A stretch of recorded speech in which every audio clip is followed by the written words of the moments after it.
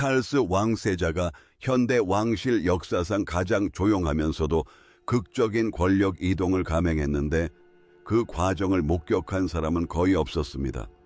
카메라도 보도자료도 공식 발표도 없이 영국 어딘가의 오래된 방에서 비공개 모임이 열렸고 왕좌 옆에 두 번째 왕관이 놓였으며 그 방에 있던 모든 사람들은 완전히 침묵을 지켰다고 합니다. 찰스 왕세자가 한 일은 단순히 왕위 계승에 관한 것이 아니라 현재 왕실을 이끌어갈 사람을 선택하는 것이었기 때문입니다. 그리고 그가 선택한 사람은 윌리엄 왕자가 아니라 캐서린 왕세자비였습니다. 자세한 내용을 살펴보기 전에 만약 저희 채널에 처음 오셨다면 크라운 워치에서는 왕실 소식을 실시간으로 전해드리니 구독 버튼을 눌러주세요. 2초밖에 걸리지 않고 채널 운영에 큰 도움이 됩니다. 자, 그럼 무슨 일이 있었는지 이야기해 보겠습니다. 보도에 따르면 이 모임은 영국 어딘가의 오래된 방에서 조용히 열렸다고 합니다. 솔직히 말해서 이 일이 이렇게 비밀리에 진행되었다는 점이 이번 결정이 이전과는 다른 이유입니다. 방송사에는 아무런 사전 통보도 없었고 타블로이드 신문에도 알려지지 않았으며 궁궐 측에서도 추후 성명을 발표하지 않았고 심지어 시간과 날짜조차 공개되지 않았습니다. 이는 현대 왕실의 일반적인 운영 방식과는 거리가 멉니다. 보통은 아무리 작은 행사라도 몇 주 전에 언론에 공지가 나갑니다. 따라서 이러한 사전 공지 없이 진행되었다는 사실은 찰스 왕세자가 이 행사를 형식적인 행사가 아닌 개인적인 의미를 담아 진행하고자 했다는 것을 시사합니다. 그는 소수의 고위 왕족, 헌법 자문관, 수십 년간 궁궐에서 근무해온 관리들을 초청했는데 그들 중 누구도 무슨 일이 벌어질지 몰랐다고 합니다. 카에서린은 조용히 도착했고 언론 카메라나 밖에서 기다리는 사진 기자도 없었다. 그녀는 평소와 다름없는 침착함을 유지했는데 그 모습은 긴장한 건지 아니면 모든 것을 완벽하게 통제하고 있는 건지 분간하기 어려울 정도였다고 한다. 하지만 그때 찰스가 들어왔고 그 자리에 있던 사람들에 따르면 분위기가 완전히 바뀌었다고 합니다. 마치 폭풍우가 몰아치기 전에 고요함, 뭔가 중대한 일이 일어날 것 같지만 정확히 무엇인지는 모르는 무거운 느낌과 같았다고 합니다. 찰스는 마치 긴 침묵처럼 느껴질 정도로 오랫동안 방 한쪽 끝에 서 있었습니다. 아무도 움직이지 않았고 아무도 숨을 쉬지 않았다. 그때 그는 몸을 돌려 캐서린을 똑바로 쳐다보고는 그녀에게 다가갔다. 자, 여기서부터 이상한 일이 벌어진다. 왕좌 옆에는 두 번째 왕관이 놓여 있었다. 이건 정상적인 상황이 아니다. 왕관은 그냥 장식용으로 놓여 있는 게 아니니까. 그것들은 특정한 헌법적 의미를 지닌 상징물입니다. 그리고 그 자리에 있던 누구도, 고위 왕족도, 궁궐 직원도, 헌법 전문가도, 그 누구도 그것이 왜 거기에 있는지 설명할 수 없었다는 사실은 이것이 사전에 승인된 의식의 일부가 아니었음을 의미합니다. 찰스는 의도적으로 평소의 틀을 벗어난 행동을 했다. 그는 천천히 일어섰고 여러 증언에 따르면 그는 이전에는 누구도 본 적 없을 정도로 느리게 움직였다. 그 세부 사항이 중요한 이유는 이것이 충동적이고 즉흥적인 행동이 아니었음을 시사하기 때문입니다. 이것은 의도적인 행동이었습니다. 그는 자신이 무엇을 하고 있는지 정확히 알고 있었고 시간을 들여 천천히 행동했습니다. 그는 왕관을 집어들고 캐서린에게로 돌아서서 영원히 그녀의 어깨에 얹었습니다. 여기서 사용된 표현은 대관식처럼 머리에 씌워주는 것이 아니라 어깨에 얹어주는 것입니다. 이는 무게, 책임, 리더십을 전달하는 상징적인 표현입니다. 그러자 방 안은 순식간에 조용해졌다. 박수도 탄식도 아니었다. 모두가 방금 그 방에서 그날 그런 식으로 일어나서는 안 될 일을 목격했다는 것을 깨달았기 때문에 침묵이 흘렀다. 자, 누군가 이것이 단지 극적인 이야기라고 말하기 전에 맥락을 살펴보겠습니다. 찰스 왕세자는 2024년 2월에 M 진단을 받았다고 발표했습니다. 버킹엄 궁은 그것이 정체불명의 암이라고 확인했습니다. 그는 치료를 위해 그해 또 몇 달 동안 공식 석상에서 물러났지만 문서에 서명하고 브리핑에 참석하는 등 언론의 주목을 받지 않는 헌법적 업무를 계속 수행했습니다. 그리고 2025년 12월 그는 채널4의 과 맞서 싸우자 Stand Up to Cancer 캠페인을 위한 영상 메시지를 통해 투병 경험이 있는 사람으로서 직접 이야기했습니다. 그는 자신의 치료가 의료진이 신중한 단계라고 부르는 단계로 접어들었다고 말했습니다. 그는 이것이 중요한 이정표라고 언급한 후 영상에서 몇 초 동안 말을 멈췄습니다. 당시 사람들은 그의 침묵을 알아챘습니다. 마치 그가 신중하게 단어를 고르는 듯했고 대화하고 싶은 말이 있지만 차마 하지 못하는 것처럼 느껴졌습니다. 따라서 그의 건강 상태와 이번 비공개 행사를 종합해보면 상황이 더욱 명확해집니다. 찰스는 사임하지 않을 것입니다. 그는 여전히 공식 행사에 참석하고 국가 원수들을 만나고 빡빡한 일정을 소화하고 있지만 행동할 시간이 제한적이라는 사실도 인지하고 있습니다. 극적인 의미에서 임기가 얼마 남지 않았다는 것이 아니라 모든 군주가 결국에는 자신이 쌓아온 것을 되돌아봐야 한다는 현실적인 의미입니다. 그리고 찰스는 지금 당장 할 수 있는 가장 중요한 일은 캐서린 왕세자비를 왕실의 정서적 지도자로 공개적으로 또는 반공개적으로 인정하는 것이라고 판단한 것 같습니다. 모두가 간과하고 있는 핵심적인 차이점이 바로 이것입니다. 법적인 계승 순서는 변하지 않았습니다. 윌리엄 왕자는 여전히 후계자이고 조지 왕자는 여전히 2위입니다. 어떤 법률도 개정되지 않았고 헌법 문서도 다시 작성되지 않았습니다. 하지만 군주제의 권력은 법에서 나오는 것이 아닙니다. 대중과의 소통, 그리고 국민이 실제로 왕실이 자신들을 대표한다고 믿는지 여부에서 나옵니다. 그리고 바로 그 점에서 캐서린은 왕실의 다른 누구도 따라할 수 없는 일을 해냈습니다. 찰스가 이러한 행보를 보이는 이유를 직접적으로 설명해 주기 때문에 캐서린이 겪어온 일들에 대해 이야기해 보겠습니다. 그녀는 2024년 3월에 암 진단을 받았다고 발표했습니다. 그녀는 윈저의 한 정원에 앉아 심플한 줄무늬 셔츠를 입고 예방적 항암 치료를 받고 있다고 세상에 알렸습니다.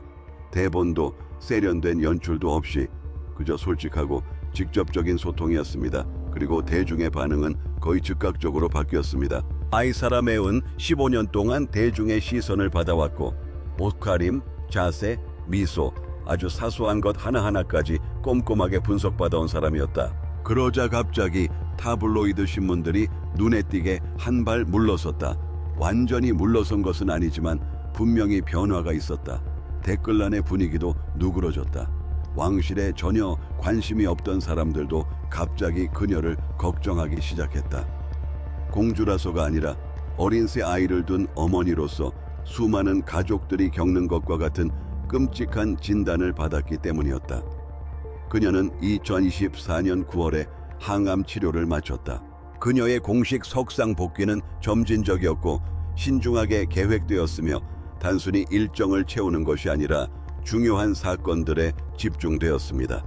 그리고 2026년 1월 그녀는 완치 판정을 받았다고 발표했습니다. 이 두 단어는 엄청난 의미를 담고 있었습니다. 안도감은 영국뿐만 아니라 전 세계에 퍼졌습니다. 사람들은 그녀가 자취를 감추고 투병하고 회복하고 돌아오는 과정을 지켜봤기 때문입니다. 그리고 이러한 과정은 어떤 전통적인 왕실 행사로도 이룰 수 없는 의미를 왕실에 부여했습니다. 그것은 그녀를 인위적이지 않고 진정성 있는 인간으로 보이게 했습니다. 2026년 초의 한순간이 온라인에서 계속해서 공유되고 있습니다. 카에서린 왕세자비는 에벨리나 레온데온 어린이 병원에 있었는데 오드리언이라는 10살 소녀가 그녀에게 여왕이세요? 라고 물었습니다. 캐서린 왕세자비는 잠시 멈칫하더니 미소를 지으며 아이의 말을 정정하듯 딱딱하게 설명하는 대신 따뜻하고 인간적인 방식으로 대답했습니다. 이 순간은 순식간에 퍼져나갔고 어떤 공식 직함보다도 그녀에 대한 대중의 인식을 더 잘 보여주었습니다. 소녀는 계승 순서에 대해 혼란스러워하지 않았습니다. 무언가를 알아차린 것이죠. 캐서린을 보고 저 사람이 실권자야, 저 사람이 중요한 사람이야 라고 생각한 겁니다. 그리고 찰스는 바로 그 점을 공식화하기로 결정한 것 같습니다. 자, 영국 헌법 체계가 어떻게 작동하는지 이해한다면 이 문제의 헌법적 측면은 정말 흥미롭습니다.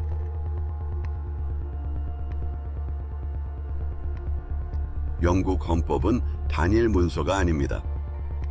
법률, 사법 판결, 관습, 그리고 수세기에 걸쳐 축적된 이해가 모여 있는 것입니다. 그러한 유연성 덕분에 군주제는 법적 틀을 바꾸지 않고도 변화에 적응할 수 있습니다. 따라서 찰스 왕세자가 비공개 의식을 통해 캐서린을 여왕으로 추대했을 때 그는 왕위 계승 순서를 바꾼 것이 아니었습니다. 오히려 그보다 훨씬 더 강력한 일을 한 것입니다. 그는 왕실을 이끄는 사람에 대한 대중의 인식을 바꾸고 있었던 것입니다. 군주의 권력이 대중의 인지도와 감정적 유대감에서 비롯되는 체제에서는 그러한 인식이 모든 것을 좌우합니다. 엘리자베스 여왕은 이를 완벽하게 이해했습니다. 그녀의 권력은 의회를 장악하는 데 있는 것이 아니었습니다.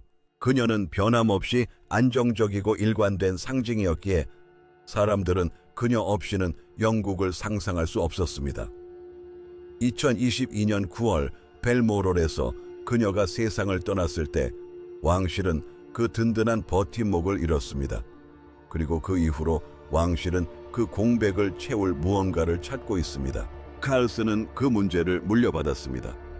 게다가 예상보다 훨씬 빨리 자신의 업적에 대해 생각하게 만드는 건강 위기까지 겪어야 했습니다. 2024년과 2025년의 지지율을 보면 상황은 명확해집니다. 찰스는 존경받고 있고 카밀라는 국민의 인정을 받았으며 윌리엄은 신뢰를 얻고 있습니다. 하지만 카이서리는 사랑받는 사람입니다. 그건 완전히 다른 차원의 문제입니다. 케이트 효과는 단순히 패션이 상업적으로 변질된 것만을 의미하는 게 아닙니다. 그것은 영향력에 관한 것입니다. 그녀가 말하면 사람들이 귀 기울이고 그녀가 나타나면 군중이 모인다는 사실에 관한 것입니다. 그녀가 건강 위기를 겪었을 때 대중은 단순히 동정하는 것을 넘어 그녀의 회복에 개인적으로 관심을 가졌습니다. 다이애나 이후로 왕실이 누려보지 못했던 그런 유대감입니다. 그리고 그것은 뭔가 다른 것에 기반을 두고 있습니다. 다이애나의 유대감은 부분적으로는 반항심, 즉 왕실이라는 제도 안에서의 아웃사이더로서의 정체성에서 비롯되었습니다. 카이서린의 연결고리는 회복력에 관한 것입니다. 그녀는 시스템 안에 있습니다. 그녀는 그 시련을 겪었고 끔찍한 일을 마주했지만 더욱 강해져서 돌아왔습니다. 사람들은 그녀를 존경할 뿐만 아니라 신뢰합니다. 캐서린 왕세자비가 2026년에 116년 만에 처음으로 왕실 칙령을 수여하는 웨일즈 공주가 될 것이라는 보도가 있었습니다. 이는 메리 여왕 시대 이후로 행사된 적이 없는 상당한 권한입니다. 왕실 보증서는 기본적으로 영국 기업과 산업에 대한 공식적인 승인이며 실질적인 경제적 영향력을 지닙니다. 그리고 캐서린이 여왕이 되기도 전에 이러한 책임을 부여받았다는 사실은 왕실이 그녀의 역할을 어떻게 바라보는지 보여줍니다. 그녀는 단순히 대기하고 있는 것이 아닙니다. 이미 기관의 핵심 인물로서 활동하고 있습니다. 왕실 관계자에 따르면 이번 비공개 예식에 앞서 몇 달 동안 찰스 왕세자와 윌리엄 왕자 그리고 고위 헌법 자문관들 사이에 여러 차례 논의가 있었다고 합니다. 이러한 대화는 하이그로브와 버킹엄 궁에서 이루어졌으며 소식통에 따르면 의료계 후계자 계획에 관한 것은 아니었다고 합니다. 그러한 문제들은 항상 별도로 처리됩니다. 이 논의들은 왕실의 미래에 대한 대중의 인식에 관한 것이었습니다. 캐서린의 이름이 반복적으로 거론된 것은 윌리엄의 장래 역할에 대해 의문을 제기해서가 아니라 캐서린이 왕실에 뭔가 특별한 것을 가져다 줄 수 있다는 점을 인식했기 때문입니다. 그녀는 왕실이 지금 절실히 필요로 하는 대중에게 친근하게 다가갈 수 있는 인물입니다. 왕실은 카에서린 왕세자비의 역할 확대를 신중하게 고려해 왔습니다. 특히 아일랜드 근위대 연대장으로서의 그녀의 직책이 부각되었습니다. 2026년에는 엘디오시옷의 몽스 변경에서 열린 성 패트릭의 날 행사를 주도하며 행사에 대한 따뜻한 마음과 해박한 지식을 보여주었습니다. 이 것들은 우연한 등장이 아닙니다. 더 큰 전략의 일환으로 의도적으로 취해진 조치들입니다. 모든 공식 행사, 모든 직함, 모든 책임은 찰스가 그녀를 가리키며 이 사람이 앞으로 군 주제의 중요성을 이어갈 사람이다 라고 말할 수 있는 이 순간을 위해 쌓여온 것입니다. 솔직히 말해서 이 의식이 비공개로 진행되었다는 점이 가장 흥미로운 부분입니다. 만약 찰스가 공식적인 헌법 개정을 원했다면 모든 전통적인 의식을 갖추어 공개적으로 진행했을 것입니다. 그가 정부의 메시지를 전달하고 싶었다면 공식적인 채널을 이용했을 텐데 그는 조용한 방에서 소규모 모임을 갖고 개인적인 제스처를 취했습니다. 법을 바꾸는 방법은 아니지만 여론을 바꾸는 방법입니다. 그는 그 방에 모인 사람들, 앞으로 수십 년 동안 윌리엄과 캐서린에게 조언을 해줄 사람들에게 왕실의 미래는 한 얼굴이 있고 그 얼굴은 바로 캐서린이라는 메시지를 전하고 있었습니다. 사실 그런 모습에는 어딘가 고풍스러운 면이 있습니다. 영국 군주제는 언제나 가장 중요한 결정들을 비공개로 내리고 적절한 시기가 되었을 때에만 공개해왔습니다. 엘리자베스 여왕의 통치는 바로 그 원칙 위에 세워졌습니다. 그녀는 국가의 힘은 극적인 공개 선언이 아니라 일관성과 신중한 관리에서 나온다는 것을 이해했습니다. 칼스 왕세자는 이번에도 같은 본능을 따르는 듯합니다. 그는 요란한 쇼를 벌이는 것이 아니라 중요한 사람들에게 메시지를 전달하고 그 메시지를 궁궐의 소통 채널을 통해 외부로 전파하고 있습니다. 영국 국민의 반응은 처음에는 침묵하다가 안도감으로 바뀌었다는 점에서 일관적입니다. 많은 사람들에게 이번 일은 이미 느끼고 있던 것을 확인시켜 주는 것이기 때문입니다. 캐서린 왕세자비는 수년간 왕실의 정서적 중심 역할을 해왔습니다. 사람들은 왕실에 대해 긍정적인 감정을 느끼고 싶을 때 그녀를 찾습니다. 그녀는 어떤 자리에 서 있더라도 모든 것이 괜찮을 것이라는 확신을 심어줄 수 있는 사람입니다. 그건 가르칠 수 있는 기술이 아닙니다. 훌륭한 홍보로 만들어낼 수 있는 것도 아니고 타고나는 겁니다. 카에서린의 건강 회복 과정은 그것이 진짜임을 증명했습니다. 그녀는 진단 결과를 발표했을 때 상황을 왜곡하거나 동정을 얻으려 하지 않았습니다. 그저 진실을 말하고 가족에게 집중하기 위해 한 발짝 물러났습니다. 사람들이 그녀가 완치되었다고 했을 때 믿었던 이유도 바로 그것입니다. 그녀가 돌아왔을 때 사람들이 기뻐했던 이유도 마찬가지입니다. 그녀는 치밀한 이미지 관리가 아닌 정직함과 솔직함을 통해 그리고 실제로 힘든 일을 겪고 이겨냄으로써 신뢰를 얻었기 때문입니다. 찰스는 이 모든 것을 직접 목격했습니다. 그 역시 같은 시기에 암 치료를 받고 있었기에 그녀가 겪고 있는 어려움을 이해할 수 있었습니다. 그리고 그는 그녀가 어머니에게서 보았을 법한 우아함으로 그 어려움을 헤쳐나가는 모습을 지켜보았습니다. 엘리자베스 여왕은 모든 것이 불확실한 상황에서도 사람들을 안심시키는 능력을 지녔습니다.